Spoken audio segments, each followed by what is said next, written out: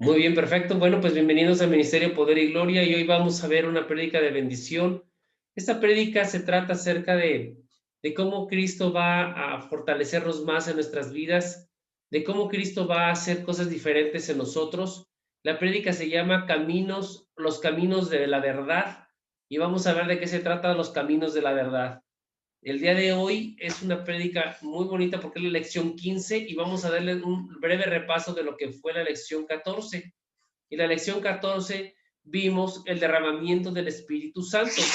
En la clase pasada que vimos el derramamiento del Espíritu Santo y la gran responsabilidad de amor de vernos o que debemos de tener sobre todo los que en tomar con amor los dones del Espíritu que se nos ha dado, como lo vimos en Primera de Corintios, capítulo 12, versículo 8 al 11. Y estos dones importantes que nosotros debemos de cuidar, según lo que vimos en la lección pasada, es a unos Dios les da por el Espíritu, dice la palabra, por el Espíritu, les da palabra de sabiduría. A otros, por el Espíritu o el mismo Espíritu, les da palabra de conocimiento. A otros, la fe por medio del Espíritu, del mismo Espíritu. A otros, y por ese mismo Espíritu, dones para sanar enfermos. A otros, poderes de milagros o para hacer milagros. A otros, profecía. A otros, el discernimiento de espíritu. A otros, y por un mismo y único espíritu que reparte a cada uno según lo determina. Es el Espíritu Santo quien reparte a cada uno de los que determina.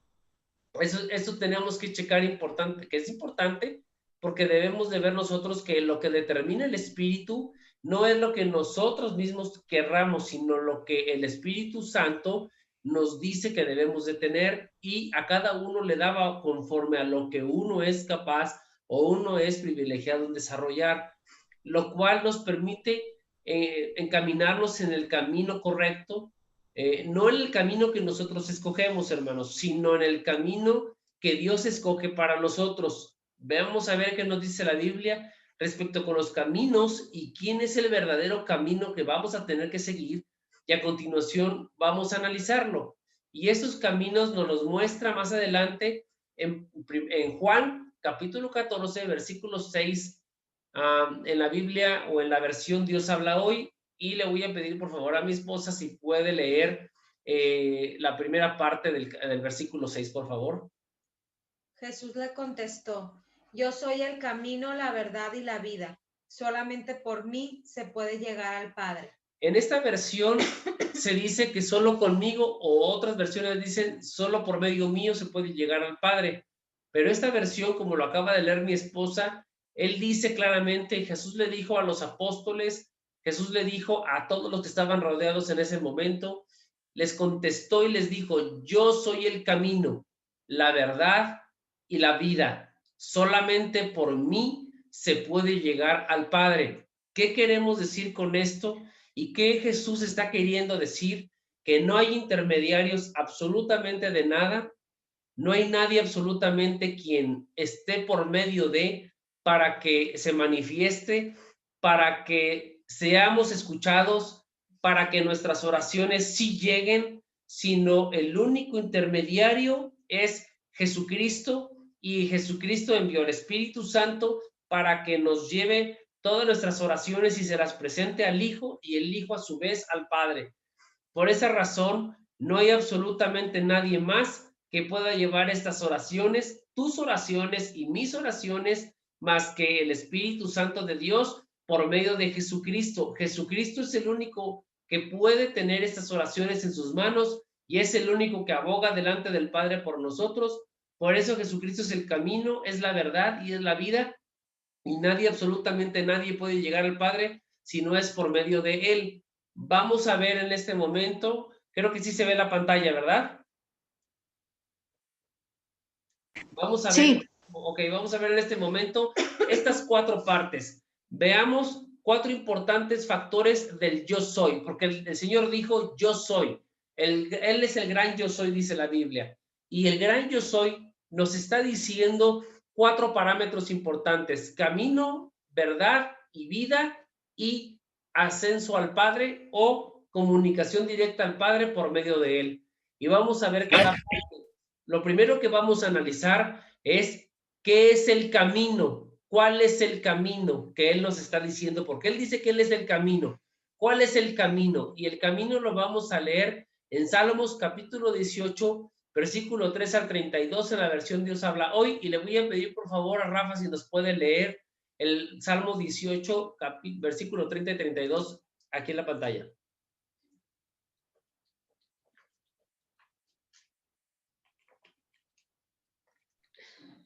Sí, buenas noches.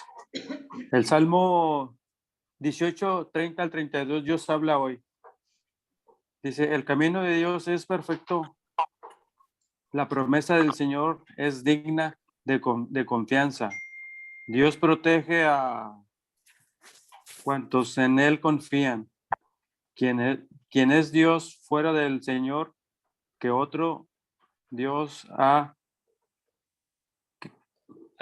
que otro Dios haya que pueda protegernos. Dios es quien me da fuerza, quien hace intachable mi conducta. Ok, Rafa, gracias, Rafa. Aquí en el Salmo 18, 30, 32, hay factores muy importantes que tenemos que ver y vamos a estudiarlos ahorita. El Señor dice, en Salmos dice el rey David, el camino de Dios es perfecto. Entonces, el camino, cuando dice Dios, yo soy el camino, él está diciendo, yo soy la perfección, porque aquí dice, el camino de Dios es perfecto. Y luego dice el rey David, la promesa del Señor es digna de confianza. Quiere decir que el camino es confiable. Luego dice, Dios protege a cuantos en él confían. El camino es confiable y también el camino proporciona una protección. La palabra de Dios, el Señor Jesucristo es el camino. Entonces el camino es, el Señor es perfecto y el camino es perfecto. El Señor da confianza y el Señor protege a quien él confía. Aquí es lo que está diciendo en el Salmo. Y luego hace dos preguntas importantes. ¿Quién es Dios fuera del Señor? Entonces, ¿quién es Dios fuera del Señor? El Señor y el Señor Dios es uno solo. Entonces, en Él está todo puesto, en Él está todo confiado, en Él podemos caminar sin ningún problema. Si nosotros caminamos en el mundo e inclusive siguiendo los pasos de alguien a quien nosotros admiremos, de todos modos estamos llevando pasos de alguien que es imperfecto. Pero aquí dice que el Señor es perfecto porque sus caminos son perfectos. Por lo tanto, si nosotros decidimos en este momento caminar en el Señor, en el camino correcto, no habrá tropiezo de tu parte, no habrá que te desvíes para ningún lado, porque tú has decidido caminar en un camino correcto y recto delante de los ojos de Dios. Y luego dice aquí también la segunda pregunta, ¿qué otro Dios? Y lo dice con D minúscula. Ahorita voy a explicar por qué lo dice con D minúscula. Y dice, ¿qué otro Dios hay que pueda protegernos? En la historia de la antigüedad, en la historia de la humanidad, el hombre ha tenido deidades y ha tenido otros dioses. Dioses con D chica se refiere a dioses que no tienen ni siquiera importancia ni validez. Por eso lo pone con D chica la Biblia. Cuando la única manera que en la Biblia vas a encontrar a Dios con D mayúscula, como lo vemos aquí, con D mayúscula, es que es el todopoderoso, el único Dios existente. Cuando se refiere a dioses, por ejemplo, los egipcios tenían dioses, los persas tenían dioses, los caldeos tenían dioses, los jebuseos tenían dioses. O sea, toda la gente que estaba, o todos los poblados ajenos a la presencia del Dios, de Dios, tenían, Babilonia tenía dioses, Roma tenía dioses, y todos esos son clasificados como dioses de minúscula, porque no tienen importancia, no tienen validez, ni siquiera son reales. Sin embargo, ya hemos visto en la lección 10, en la lección, hace 5 lecciones, vimos a los ángeles caídos y la mayoría o la gran mayoría de esas deidades viene acerca de la adoración a los ángeles caídos, pero por eso lo pone con do minúscula, porque no son el Altísimo, el Todopoderoso.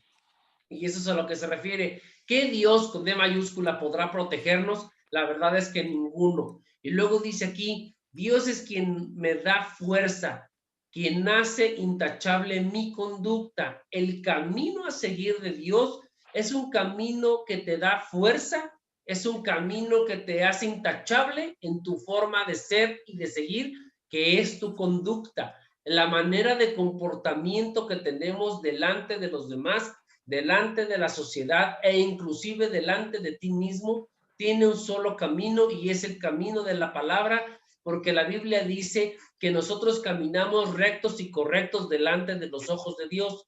Quiere decir que su camino, como lo dice al principio del Salmo 18, es un camino perfecto, un camino con promesa y confianza y un camino que nos protege. ¿La rompiste? Y luego también dice el libro de Mateo, también dice el libro de Mateo lo siguiente.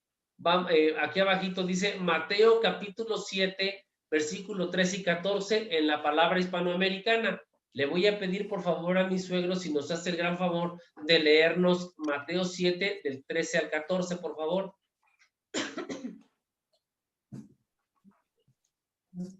Sí, dice Mateo 3, Mateo 7. Y le voy a poner. No.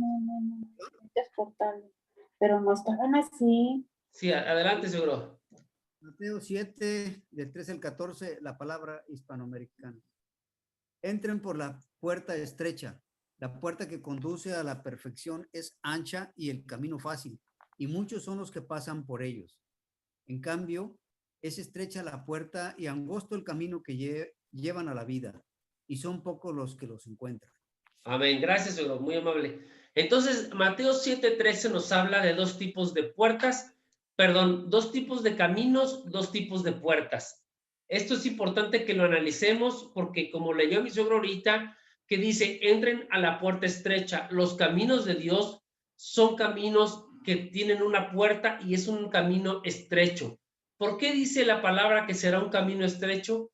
Mira, primero porque es un camino que no es fácil de seguir, porque es renunciar a todo lo que conocemos comúnmente que es placentero. El camino de Dios a veces es muy incómodo, y muy incómodo porque es lo no fácil, sino más bien es un camino de compromiso y de rectitud que tienes que ir tomando todos los días. No quiere decir que porque hoy lo tomaste, ya todos los días tu camino será así. Es una decisión diaria que tú debes de tomar, ir por este camino estrecho, porque también dice la palabra que la puerta que conduce a la perdición es ancha. Cuando dice esto es porque dice que es muy fácil entrar, es muy fácil caminar por ahí, es lo común, es la costumbre, es lo que estuvimos acostumbrados en la vida porque no conocíamos de la presencia de Dios, porque nuestro propio conocimiento manejábamos nuestra vida, manejábamos nuestras decisiones y pensábamos que a lo mejor las decisiones que tomábamos eran las correctas, pero eso precisamente nos llevó a muchas situaciones de errores, equivocaciones en lo personal. Por ejemplo, bueno, pues en lo personal, por ejemplo, de repente a veces haces algún negocio y el negocio no funciona. ¿Por qué razón? Porque a lo mejor viste en tu sabiduría que pudieras hacer o mover alguna pieza del tablero de tu ajedrez y no te funcionó como se debería, ¿no? Cuando tú le pides sabiduría a Dios para hacer algo, estás diciéndole al Señor que le entregas tu voluntad para que Él te dé su consejo a cambio. Y este es un camino estrecho que no todos siguen, porque el camino más fácil es como aquella persona, por ejemplo, que de repente le llama la atención el jefe, ¿no? Se pelea con el jefe en la chamba y de repente se va al bar con los amigos. ¿Y qué le aconsejan los amigos? No, pues golpéalo, no, pues di algo de él, no, pues mándalo a volar, no, pues no te dejes. Sí, es lo más común que escuchas, pero el camino de Dios en alguna situación así dice que nosotros oremos por nuestros jefes, dice que nosotros estemos en constante petición por ellos, dice que nosotros estemos dando la milla extra. Por ejemplo, si tienes trabajo que hacer, termínalo con muchas ganas, además termínalo con gozo y aparte dile a tu jefe qué necesita más y qué se le ofrece. O sea, es un cambio muy diferente en la mentalidad, ¿no? En la mentalidad común, y vamos a hablar acerca del horario de trabajo en una empresa. Sales a las 7 de la noche y a las 7 de la noche en punto ya tienes los pies afuera. pues el Señor te dice que aparte de lo que tú tengas que hacer, des esa milla extra, des esa parte extra para poder alcanzar una bendición, un beneficio. Es bíblico, inclusive es bíblico. Pero eso dice aquí que el que decide otro camino es perdición, es el camino fácil. El camino fácil es como aquel dicho que dice, el que tranza no avanza, el que tranza avanza y el que no tranza no avanza, ¿no? Ese es el camino fácil. De hecho, inclusive, por ejemplo, puedes encontrarte personas, y es muy común en la contabilidad, que haya contadores, por ejemplo, que no tengan inclusive tanta riqueza, sino que sean sencillos, porque han seguido un patrón de rectitud y un patrón de condiciones, de manejar su trabajo de una manera honesta. Hay contadores que no, y tienen demasiado dinero. ¿Por qué? Pues porque tuvieron amigos en Hacienda que los ayudaron, tuvieron cosas que movieron en fiscales para poder ganar más dinero y cosas de ese tipo que es deshonesto. Es un camino fácil para llegar, por ejemplo, hablando del trabajo, hablando de la riqueza, ¿no? Y luego aquí también dice, y muchos son los que pasan por ellos.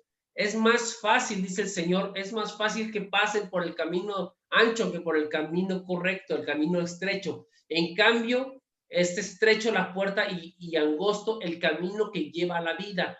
El camino con Dios nos va a llevar a la vida, el camino con Dios nos va a llevar a la bendición, el camino con Dios tiene premios.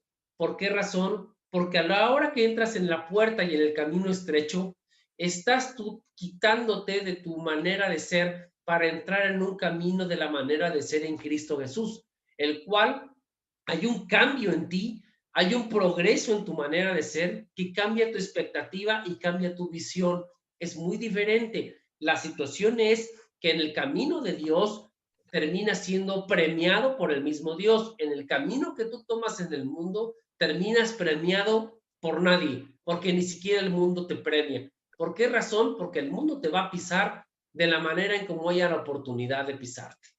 Luego tenemos la parte que dice que el Jesucristo es la verdad, y lo vimos en la parte de arriba, en lo que acabamos de leer, en lo que es Juan 14:6, donde dice, yo soy el camino, que ya lo vimos, luego dice la verdad, y luego después vamos a ver la vida. Entonces, dice, yo soy la verdad. ¿Por qué dice Jesús que Él es la verdad? ¿En qué se basa que Él es la verdad?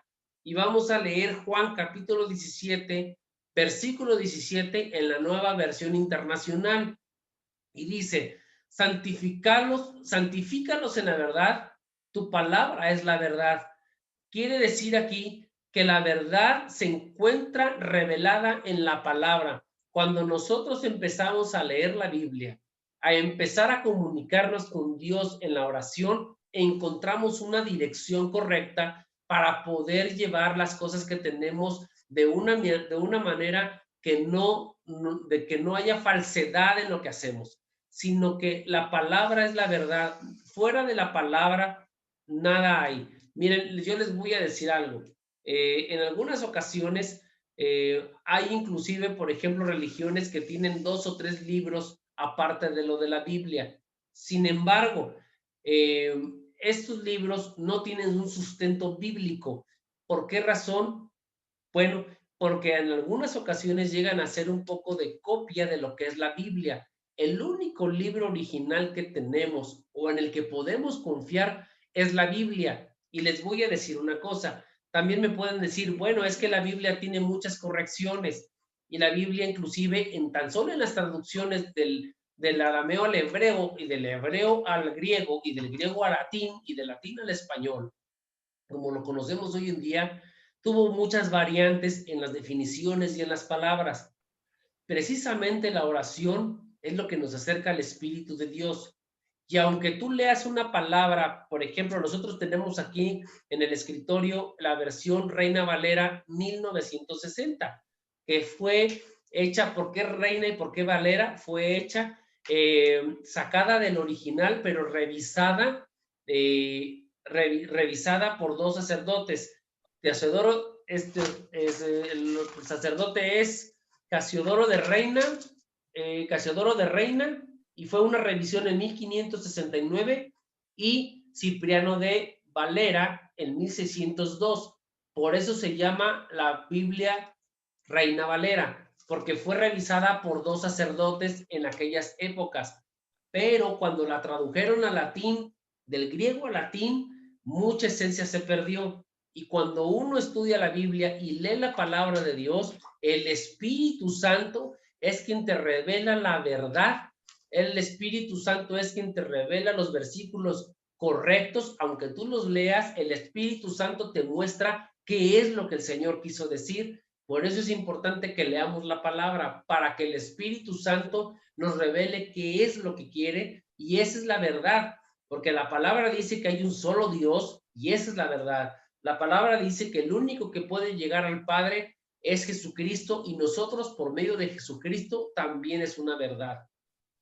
En Juan capítulo 8, versículo 31 al 32, nos dice lo siguiente en la Nueva Versión Internacional. Jesús dirigió entonces a los judíos que habían creído en él y les dijo: si me mantienen fieles a mi enseñanza, serán realmente mis discípulos y conocerán la verdad, y la verdad los hará libres. La verdad los hará libres. Si Cristo dijo: yo soy el camino, yo soy la verdad y yo soy la vida, y nadie viene al Padre si no es por mí, entonces en el aspecto de donde dice la vida, la verdad, quiere decir que sus enseñanzas son reales y son correctas, y al conocer la verdad en las Escrituras, al conocer lo que dice las Escrituras, nos dará libertad. ¿A qué libertad se referirá? Hoy en día conocemos un sinfín de religiones. Hay muchas religiones. Tan solo en Israel, las 4 principales se mueven ahí, y conocemos muchas más. Pero cuando conocemos la Biblia y empezamos a leer la Biblia, se nos empieza a quitar de la cabeza lo que en algún momento por tradición nos llegaron a enseñar, sin conocer las cosas correctamente, sino simplemente seguíamos una tradición y sobre la tradición nos movíamos. Por eso cuando llegamos a conocer la Biblia, cuando llegamos a leer la Biblia, nos damos cuenta que hay cosas que no cuadran, y es cuando empezamos a tener una especie de shock en la cabeza. ¿Por qué? Porque la religión no es sino más adogmas o adeptos de los que los mismos hombres con el paso del tiempo fueron formando y poniendo como tradiciones. Y hay tradiciones que no van muy basadas en cuestión de la palabra. Por eso es muy importante que nosotros leamos la Biblia, para darnos cuenta qué es lo que realmente el Señor quiere decir en la Biblia, qué es lo que realmente el Señor quiere hacer y qué es lo que realmente nos mandó decir. Por eso es importante que tú tengas una Biblia en tu casa, y es importante que la leas empezando los evangelios, para que conozcas la esencia de que Jesús quiso venir a hacer. ¿Por qué razón? Porque la única palabra a seguir, pues es la palabra de Cristo Jesús. Y la palabra viene desde el Génesis hasta el Apocalipsis, y no hay más. De hecho, nosotros la versión que tenemos, que es la Reina Valera, la encuentras en cualquier librería, ya sea una librería cristiana, ya sea una librería católica. Es la universal, vaya, la universal para manejarse. Pero aquí te das cuenta que simplemente hay tradiciones que no fueron puestas por Cristo, sino en la historia de la humanidad fueron puestas por el hombre para conseguir alguna situación o para guiar a algunos hombres de alguna manera, según la época que se vivió. Ahora, el Señor también dice que Él es la vida. ¿En qué sostiene el Señor que es la vida? Y vamos a ver 2 versículos también. La vida sabemos que emana de la presencia del Señor. La vida sabemos que el Señor la da y también tiene autoridad de quitarla. Pero, ¿qué es la vida en sí? Y según la palabra de Dios, ¿qué nos dice?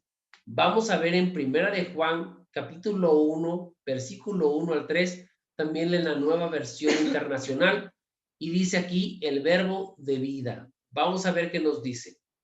Lo que ha sido desde el principio, lo que hemos oído, lo que hemos visto con nuestros propios ojos, lo que hemos contemplado, lo que hemos tocado con las manos, esto les anunciamos, perfecto al verbo que es vida. Esta vida se manifestó, nosotros hemos visto y damos testimonio de ella, y les anunciamos a ustedes la vida eterna que estaba con el Padre y que se nos ha manifestado.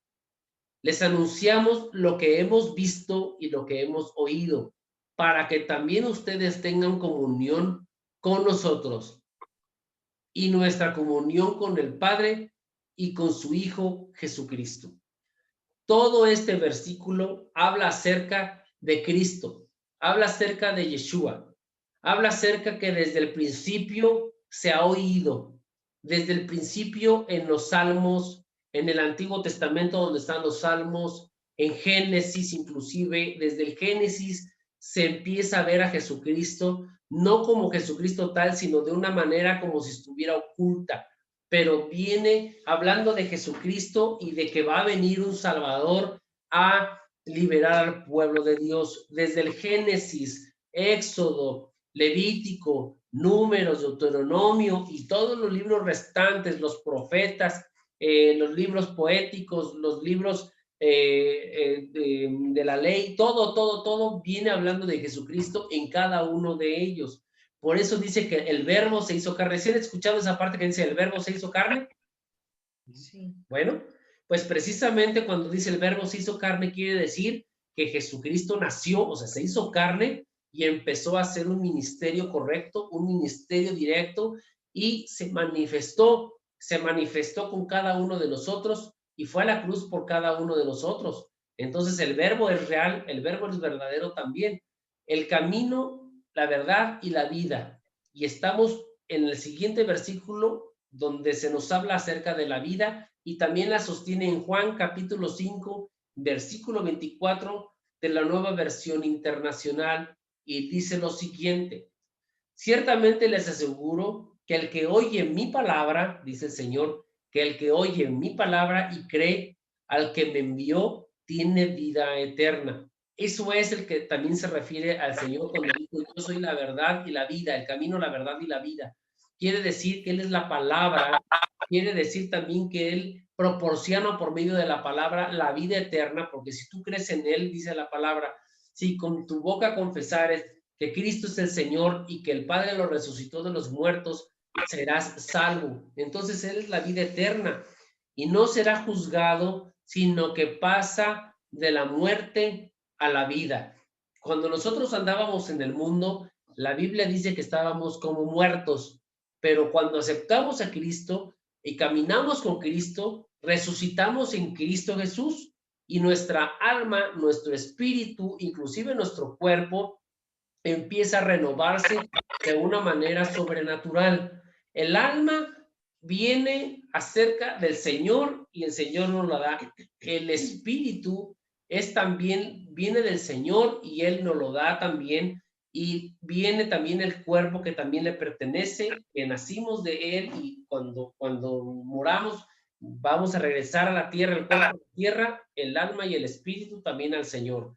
Esa parte que el Señor nos ha otorgado es lo que quiere que Él empecemos a cambiar. Nuestro espíritu y nuestra alma necesitan alimento tal cual nosotros comemos 3 veces al día o a lo mejor hasta más por antojos, ¿no? Pero el alma y el espíritu también se alimentan de la palabra, de estudiar la palabra, de escuchar la prédica, de escuchar devocionales como se les ponen, de estudiar lo que son los versículos de la Biblia. Ahí es donde empiezas a alimentar al alma y al espíritu, porque no puedes tener un cuerpo muy choncho o muy llenito, muy gordito, muy alimentado, y un alma y un espíritu muy flacos y muy desnutridos. Tiene que estar balanceado todo. Por eso nosotros tenemos que saber y entender que el Espíritu del Señor está moviéndonos en cuerpo y en alma todo el tiempo. Él es la vida. Él da la vida y de Él emana la vida. Y luego la cuarta parte que dice la frase, yo soy el camino, la verdad y la vida, dice, y nadie viene al Padre si no es por medio de mí. ¿Qué se refiere a esto el Señor? Y vamos a leer el libro de Mateo, capítulo 27, versículos 50 y 51 en la Nueva Versión Internacional. Entonces Jesús volvió a gritar con fuerza y entregó el Espíritu.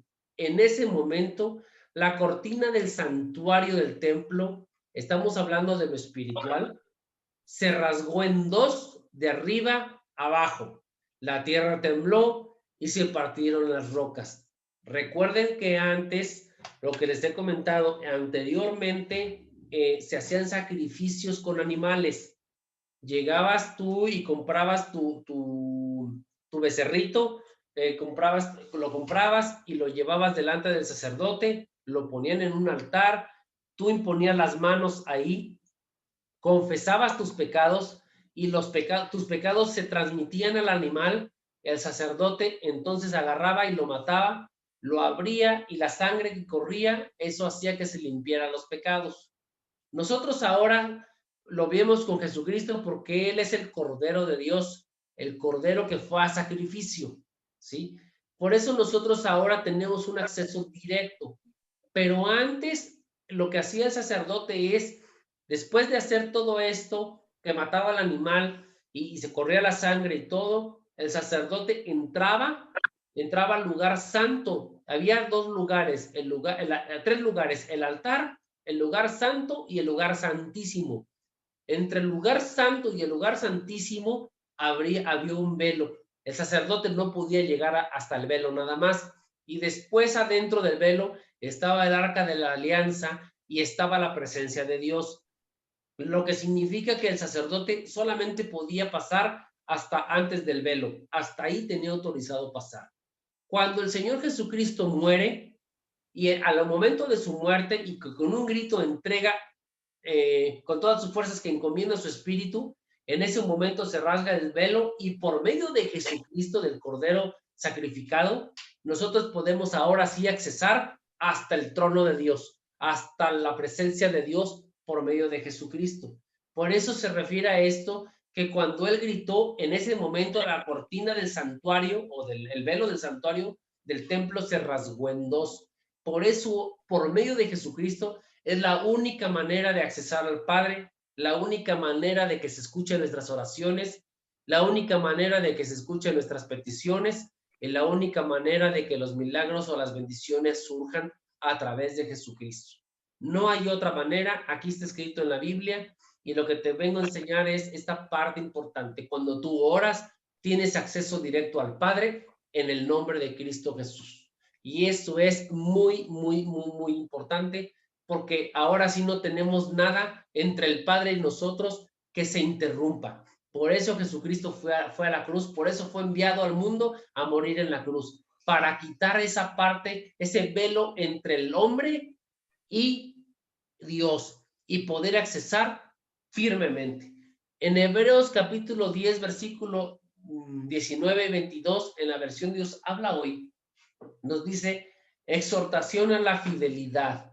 Y también esto tiene que ver con el acceso al Padre. Y dice lo siguiente: hermanos, ahora podemos entrar con toda libertad al santuario, lo que dice en la parte de arriba que acabamos de leer, gracias a la sangre de Jesús, siendo el nuevo camino de vida que Él nos abrió a través del velo, lo que dice en el versículo de Mateo arriba que acabamos de leer. Luego dice, es decir, a través de su propio cuerpo. Tenemos un gran sacerdote al frente de la casa de Dios. Por eso, acerquémonos a Dios con corazón sincero y con una fe completamente segura, limpios nuestros corazones de mala conciencia y lavados nuestros cuerpos con agua pura. Tenemos que llegar al Padre porque ahora sí no hay velo entre el lugar santísimo y nosotros. Jesucristo, al derramar su sangre, como se los acabo de explicar, hizo que cuando Él entregó su espíritu en la cruz, el velo se rasgó. Ahora nos pide lo siguiente, que nosotros nos acerquemos y nos acerquemos con gran bendición, con un corazón sincero, con una fe completamente segura de que vamos a ser escuchados. ¿Por qué razón?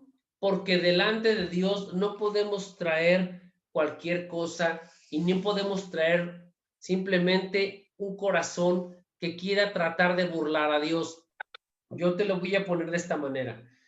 Si tú tuvieras que ir, por ejemplo, con la reina Isabel, ¿cómo te vestirías ¿Y con qué llegarías? ¿Con las manos vacías o le llevarías un obsequio presente que sale de tu corazón hacerlo? ¿O llegarías sin nada en las manos y llegarías en bermudas, con tenis, con short y con una playera media rota o media sucia? ¿Cómo llegarían ustedes delante de la reina Isabel, por ejemplo? Es impecable. Impecable, exactamente, impecable. Y algún obsequio, ¿no? Algo típico, por ejemplo. Bueno, pues, dígame, Soro. No, iba a decir con un sombrero de charro Para que amarre. Pues de la misma manera nosotros debemos de llegar a Dios impecables, como lo acaba de decir, impecables, o sea, con un corazón sincero, a buscarlo a Él. ¿Por qué razón? Porque a veces lo buscamos para que nos dé. Y sí está bien porque el Señor dijo, pídanme en el nombre de mi Hijo, yo se los daré. Está correcto. Pero en sí, el Señor quiere que lo busquemos con toda sinceridad. No buscarlo porque queremos algo, sino porque queremos buscarlo a Él. El Señor dice que busquemos primero el reino de Dios y su justicia, y todo lo demás vendrá por añadidura. Buscar el reino de Dios y su justicia es buscarlo a Él. Y cuando tú lo buscas a Él, Él sabe las necesidades que tú tienes. Y cuando tú lo buscas de corazón, automáticamente Él se encarga de suplir tus necesidades. Y la palabra dice que no nada más tus necesidades, sino también los deseos de tu corazón. Qué promesa tan hermosa nos da Dios, pero en verdad tenemos nosotros una responsabilidad importante. A ver si no se corta ahorita. Si se corta, volvemos a conectarnos, ¿eh?